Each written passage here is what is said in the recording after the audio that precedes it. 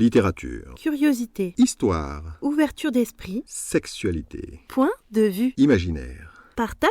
culture. C'est le podcast de Steve Aldeman. Bonjour à tous, j'espère que vous allez bien. Aujourd'hui, bienvenue dans ce podcast intitulé « Qu'est-ce que l'ISBN ?» Cette semaine, je vous propose un petit guide technique afin que vous sachiez à l'avenir à quoi correspond ce code numérique qui figure sur tous les livres. L'ISBN, ou International Standard Book Number, pour numéro international normalisé du livre, est un code chiffré qui doit obligatoirement apparaître sur les livres imprimés ou électroniques. Il est attribué avant publication et doit figurer sur tous les documents soumis au dépôt légal, c'est-à-dire au dépôt d'un exemplaire à la Bibliothèque nationale de France. En France, ce numéro est attribué par l'AFNIL, l'agence francophone pour la numérotation internationale du livre. Dans certains cas, on peut en obtenir un sans passer par l'AFNIL. Par exemple, la plateforme d'édition à la demande d'Amazon propose d'en fournir un gratuitement quand vous publiez un ouvrage chez eux. C'est-à-dire qu'ils ont probablement commandé un stock d'ISBN dont ils vous attribuent un numéro gracieusement. Cependant, si vous voulez être édité ailleurs en parallèle, vous ne pourrez pas utiliser celui qu'Amazon vous a donné. Personnellement, et afin d'avoir la main sur cette étape administrative de la publication, j'ai commandé une liste de 60 ISBN directement auprès de l'AFNIL, pour Rose et moi, et il m'en a coûté 30 €.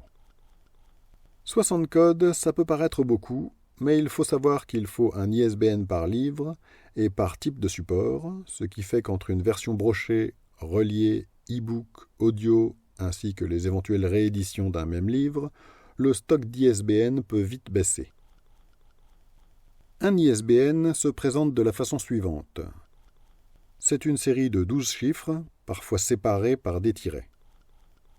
L'ISBN particulier que j'ai indiqué dans l'article de mon site internet correspond à la version papier, brochée, publiée chez Amazon KDP, du premier tome de Ma soumise, mon amour. La première série de chiffres, 978, correspond au produit livre dans la nomenclature internationale. Le chiffre 979 y correspond aussi.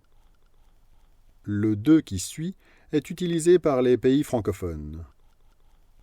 Les 8 chiffres suivants correspondent à 2 séries de longueur variable.